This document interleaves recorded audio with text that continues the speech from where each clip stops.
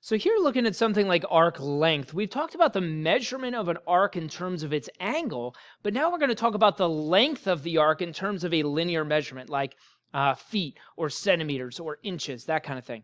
And so what this involves, we have to remember our circumference formula. So remember, circumference is 2 pi r or pi d, because the arc length, the actual length of an arc, really it's just a partial measurement of the entire circumference, okay? When you kind of think about what an arc is a piece of the circle. If the circumference is the whole way around the circle, well, then an arc is just part of the way around the circle. And so really we represent it as a fraction of the actual circumference, okay?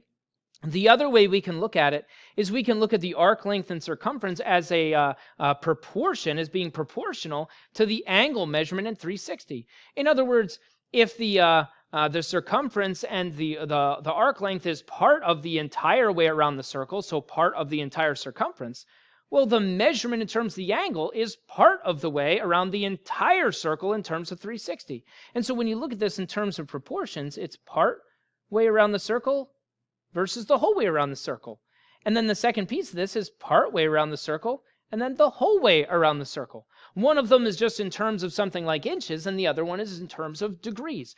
But the inches and degrees here are proportional. That's the point, okay? So again, it's a fraction of the way around the circle. If we look at something like this guy, so if I wanted to find the length of arc, the arc represented by x, so here I want to find the length of this guy, okay? I already know what the measurement of x is. The measurement in terms of degrees is 50 degrees.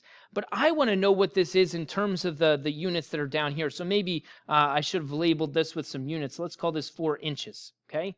And so when we look at that, yes, x is 50 degrees, but how many inches is it? That's the real question here. And so when we think about this, we know how to find the entire way around the circle. So the entire way around this circle would be the circumference, right? So if I find the circumference of this circle, circumference equals 2 pi r. And the radius this time is a 4. And so if I kind of plug away into my calculator, that's 8 pi, which gives me approximately, if I use 3.14, gives me a 25.12, okay? And again, that is in inches this time because the label I just slapped on there. That's the whole way around the circle. But think about it. I don't want to go the whole way around the circle. I don't want to go part way around the circle. Here's how we represent the fraction, okay? When you think about this, the entire way around this circle, if I made the entire loop, that would be 360 degrees.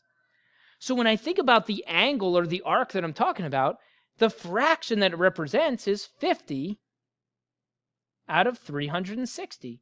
Okay, so if you think about that 50, that degree measurement out of the whole thing is 50 out of the whole thing, which is 360. And so when I do this, I just take the arc length times that fraction, which is 50 over the 360.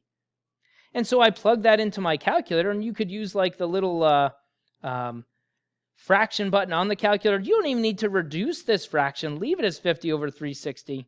And it gives me approximately 3.49 inches, okay? And so I don't want the entire circumference. I only want a fraction of the circumference. And that fraction is always the angle over 360, okay? The other option here is to kind of set this up as a proportion. So let me kind of start this over again. For the proportion, I just say part over the whole equals part over the whole. It's kind of like this.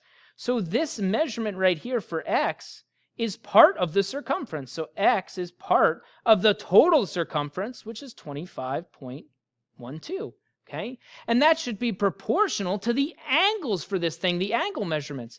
So the partial angle measurement for x is 50 over the whole measurement for the angles in terms of the circle is 360. And so once again, I would just cross multiply here. That's 360x equals 50 times the 25.12. And now I divide by that 360. And once again, I get the same answer of 3.49. Okay? So we either look at it and say, hey, it's a fraction of the entire circumference. So I just take the circumference times the fraction that I create using the degrees. Or I say, hey, it's proportional, and I set up a proportion with that fraction for the degrees.